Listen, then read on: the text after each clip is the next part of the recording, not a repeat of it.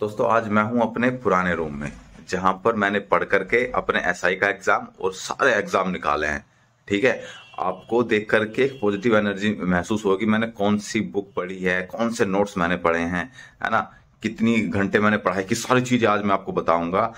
किस चीज का मैंने कहाँ पे यूज किया, हर चीज मैं बताऊंगा। और मुझे लगता है कि इस चीज को पढ़कर देख करके आपको अच्छा फील होगा और आप मेहनत में और लग जाएंगे। तो चलिए स्टार्ट करते हैं। देखिए दोस्तों, सबसे पहले तो बता दूं, अभी रूम फिलहाल अस्त व्यस्त पड़ा है। ठीक है, क्योंकि काफी दिन हो गए हैं इसको, बस ये बंद है तब से ही। और ये देखिए, ये बोतल्स हैं, ये मैं पानी के लिए यूज करता था। मैं इन बोतल्स को, ये मेरी मेज है, यहाँ पे बैठ के मैं पढ़ता था। और ये मेरी कुर्सी है, ये देखिए, ये मेरी चेयर है। इस चेयर पे बैठ के मैं इस टेबल पे बैठ कर पढ़ता था। अपनी बुक्स और नोट्स वगैरह भी सारी चीजें दिखाऊंगा।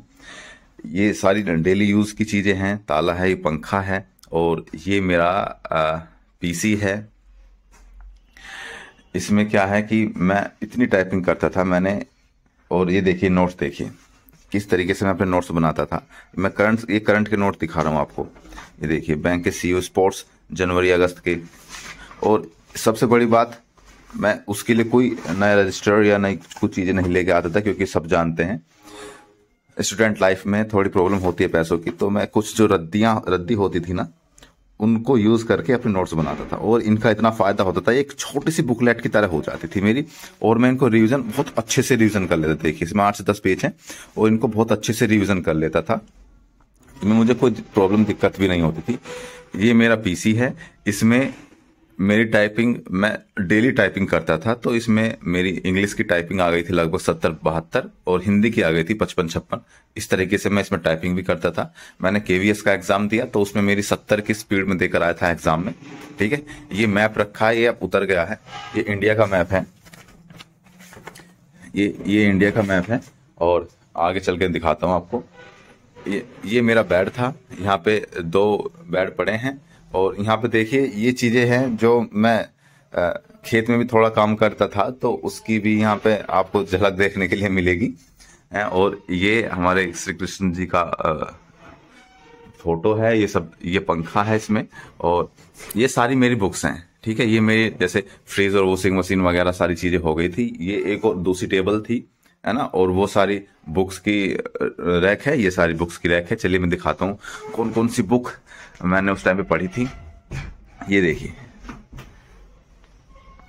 ये भारत का भूगोल, भारत और विश्व का भूगोल। ये जो मैं आपको हमेशा बताता हूँ, राकेश यादव सर की मैथ की बुक जो 7300 वाली थी, मैंने यहीं से ये सारी चीजें पढ़ी थी।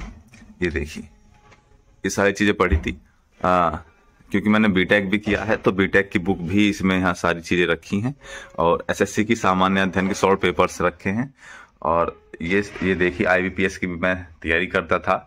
ये सारी चीजें रखी हैं। और ये इलेक्ट्रॉनिक्स से मैंने बीटेक की है, तो ये सारी बुक्स उसके रखे हैं। ये सारे मेरे नोट्स रखे हैं, अभी भी सारे मेरे नोट्स। ये देखिए, मेरे सारे नोट्स रखे हैं। ठीक है। तो इस तरह ये देखिए, प्रतियोगिता दर्पण की सामान्य अध्ययन की। और देखिए, मैं आपको दिखा दूं ये नोट्स। आप ये कहेंगे कि कैसे। देखिए, मैं रद्दी पर ही मोस्टली नोट्स बनाता था।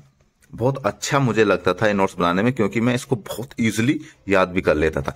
तो चलिए इन नोट्स की मैं आपको बताता हूँ किस तरीके से आपको ये नोट्स बनाने हैं जब आप एसआई की या कांस्टेबल की तैयारी कर रहे हैं।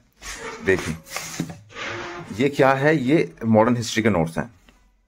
ठीक है। और ये मैंने किस तरीके से बनाए हैं। सबसे पहले मैं कोई टॉपिक पढ़ता था, और टॉपिक पढ़ने के बाद फिर मैं एमसीक्यू लगाता था उसके। और जो भी एमसीक्यू मुझसे नहीं होते थे ना, तो मैं उनको लिख लेता था ऐसे रद्दी के कागज पे। ऐसे देखिए 6-7 पेज का ये टोटल है ये बुकलेट। तो इसमें मैं सारे क्वेश्चन लिख लेता था जो मुझसे नहीं होते थे, है ना। और फिर मैं इनको याद करता था। फिर ये मेरे रिवीजन में इतनी हेल्प करते थे कि जो क्वेश्चन मुझसे नहीं हो रहे हैं, उनका भी मैं रिवीजन कर लेता था। ये देखिए, मैं थोड़ा जूम कर देता, है ना। ये देखिए, ये पॉलिटी के हैं, है ना। और ये देखिए, ये किसके हैं। ऐसे ही मैं इसके करता था। ये किसके हैं, ये साइंस के हैं। देखिए, ये साइंस के हैं।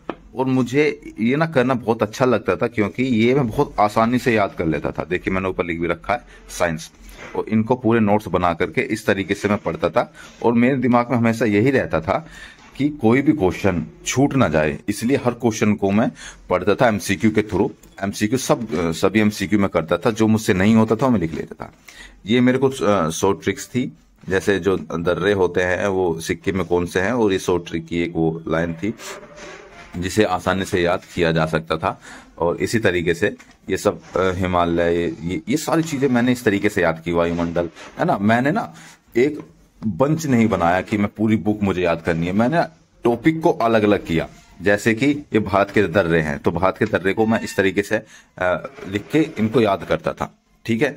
और इसी तरीके से ये हमारे जो वो हैं करंट अफेयर्स हैं, जैसे इंडिया में किसकी कौन सी रैंकिंग आई है, विश्व प्रेस स्वतंत्रता की 133 रैंकिंग आई है, और विश्व प्रसन्नता सूचकांक में 133। इस तरीके से मैं पढ़ता था। देखिए ये सीएम किसके कौन से सीएम हैं और गवर्नर कौन से हैं किस स्टेट के, इस तरीके से पढ़ता था। तो मैं जो भी आपको बताता हूं ना कि भाई किस तरीके से आपको पढ़ना है, वो मैं ऐसे नहीं बताता हूं, इस तरीके से पढ़ के मैं सफल हुआ हूं, तभी इसलिए मैं आप सब लोगों को ऐसी चीजें बताता हूं, ठीक है। और आप इसमें ऊपर देख सकते हैं, ये ऊपर जितनी चीजें पड़ी है वेस्ट पड़ी हैं, जो भी मेरा वेस्ट चीजें होती थी तो वो सारी चीजें मैंने पैक करके ऊपर रखी हुई हैं। और ये सारी बुक्स हैं, मैंने आपको बता दिया। ये मेरा बैग था और ये मेरी रैक थी, इस पे बुक्स वगैरह रखे थे, टेबल था, ये फ्रिज, ये वॉशिंग मशीन वगैरह, ये सारी चीजें हैं दोस्तों। तो इस तरीके से पढ़ाई मैंने स्टार्ट की थी और इसी तरीके से ख़त्म भी की थी। और ये देखिए ये टेबल और ये 2 टेबल और ये कुर्सी मेरी जान थी, यहीं पे मैं बैठा रहता था, हमेशा पढ़ता रहता था। उधर जब भी मन करता था टाइपिंग कर लेता था। इस रूम से मेरी बहुत सारी यादें जुड़ी हैं और बहुत सारी चीज़ें मैंने यहाँ मैं रात में 2-2 3-3 बजे तक पढ़ा हूँ, और सुबह उठ के 6 बजे से पढ़ना स्टार्ट कर दिया था मैंने। इस तरीके से मैंने यहाँ पढ़ाई की थी। तो मैं आशा करता हूँ कि आप सब लोग भी बहुत जल्द सफल होकर के अपने रूम को ऐसे ही याद करोगे। मिलते हैं फिर अगले वीडियो में, तब तक के लिए जय हिंद।